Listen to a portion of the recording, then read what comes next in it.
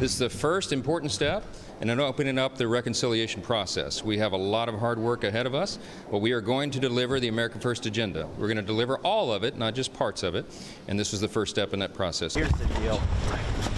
We are cutting taxes, and we're not going to cut spending to match it, so the deficit's going to go up. That's what this bill does, over present law. We had a tax holiday for 5 years. The consequences of renewing that tax holiday are going to be to accelerate the increase in debt of our country. It's that simple. And that was House Speaker Mike Johnson and Kentucky Congressman Thomas Massie after the House passed its budget resolution in a narrow 217 to 215 vote. Massie was the only Republican to vote no. Sources telling Fox President Trump helped get the deal across the finish line. Indiana Congresswoman Victoria Spartz changed her vote to yes after a phone call with the president.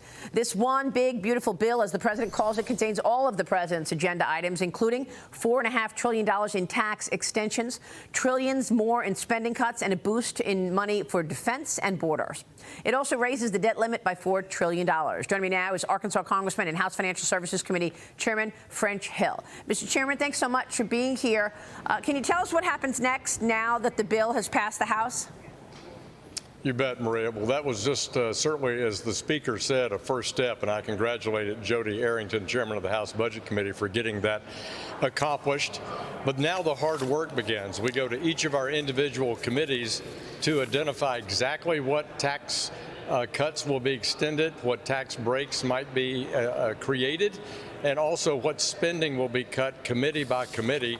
And we're ready to go and do that work in the House Financial Services Committee. Now, we know that you've identified some serious cuts, but the Committee for a Responsible Budget is still having issues with this. And Maya McGinnis has released a statement, the president of the Committee for a Responsible Budget. And she says this: it is truly unfathomable that when confronted with multi-trillion-dollar deficits and debt climbing toward record highs, lawmakers' response is to pass a budget allowing themselves to add trillions more in debt over the next decade. There is no excuse for that notion to be even entertained, let alone be passed on the floor. The House will need to revisit the budget resolution again, either after the Senate has made its own modifications for its own procedures or after the outcome of a budget conference. Your reaction?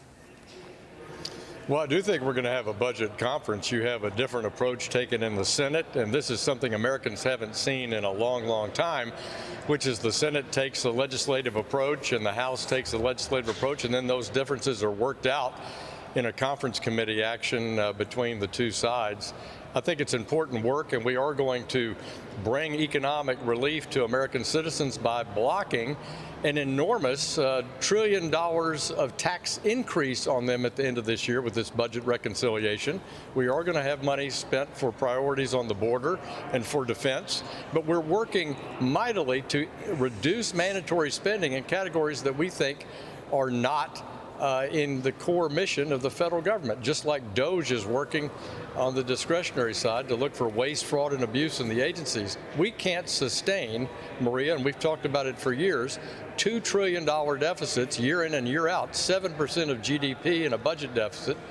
And so while we all want a responsible budget, but we also have to do that in a way. It's going to take years to get this done, not just in a few months. So what is the quote-unquote tweaking around Medicaid? I mean, Medicaid is mandatory, right? So is Social Security, right. So is Medicare, and you've all said you're not going to touch those programs. Are there other things within those programs that is wasteful spending? Well, what President Trump's asked us not to do is touch the benefits, and we're not going to touch benefits in those programs. That was the commitment he made. But we can look at Medicaid on how the states are spending Medicaid money, how they obtain the Medicaid match. We can look at work requirements for able-bodied citizens who are on Medicaid. So these are the kinds of things that we're doing to reduce the spending on Medicaid, make it more efficient, make it more focused on the families that truly need it, the disabled and the poor. Congressman, I want to ask you about China. President Trump issued a memorandum limiting China's access to U.S. capital markets and the markets overall as part of his new America First investment policy. And I want to get your take on what happens next after this, because it's not an executive order, it's just an investment policy. It orders the Committee on Foreign Investment in the United States to block Chinese investments in sensitive sectors like technology, energy, defense. Mr. Chairman, you led a financial services hearing on countering China yesterday. The Information Technology Industry Council Senior Vice President on Policy testified on how the U.S. can respond to China's control of semiconductors. Watch this. Continue to incentivize innovation and investment in foundational and emerging technology.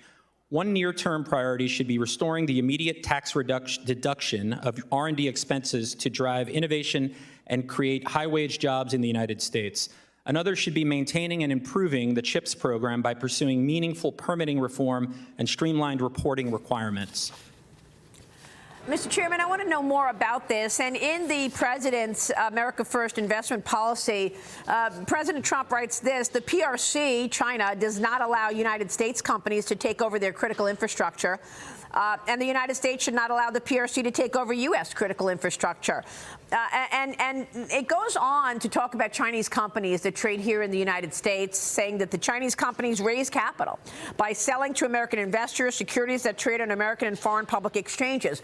I'm wondering, is this America First investment policy a blueprint for what you all can do, for what the various agencies can do? And will, in fact, you take the next move and follow these instructions by perhaps taking those Chinese stocks off of U.S. exchanges? They don't even follow the auditing rules that every other company does.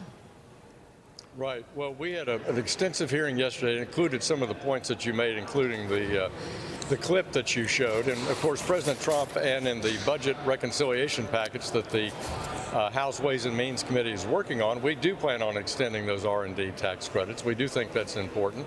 And America is the central place for foreign direct investment in the world. No one prefers investing anywhere else other than in the United States. And we're going to continue to make this the top destination for foreign investment. There's no doubt in my mind. But we want to be cautious about Chinese investments, because for 40 years they've come in and stolen technology, compelled people to obtain trade secrets that allowed them to advance their technology, and that's the kind of thing that we're working to stop. We're also, yesterday, we talked about outbound investment review. And former Chairman McCall of the Foreign Affairs Committee last year, and Chairman Andy Barr on our committee for financial institutions have worked on how do we structure outbound restrictions on investments being made by Americans in China in sensitive technologies. That's something that the President addressed, and the Congress is working on that. Yeah, I think that's such an important point, Congressman. Thank you for your leadership on that. Before you go, we did a whole special on that, as you know, Underwriting the Enemy, which is streaming right now live on Fox Nation. But before you go, real quick on what the crypto legislation is going to look like, because I know that you're also working hard on digital assets and new legislation there. Right. Anything to tell us? Well, we have a great partnership with Tim Scott, Bill Haggerty, Christian Gillibrand, and Cynthia Loomis in the Senate, along with Brian Stile leading that effort in the House. We're working bicamerally and with the Trump administration to obtain legislation for a dollar-backed stablecoin under U.S. law, and also a regulatory framework for all digital assets. We're making progress. We're working together, and I hope we can give you a report in the next few weeks. All right. We will be waiting for that. Congressman, it's good to see you this morning. Thanks so much for all of your work. Thanks. French Hill is on Capitol Hill. Quick break, and then a big week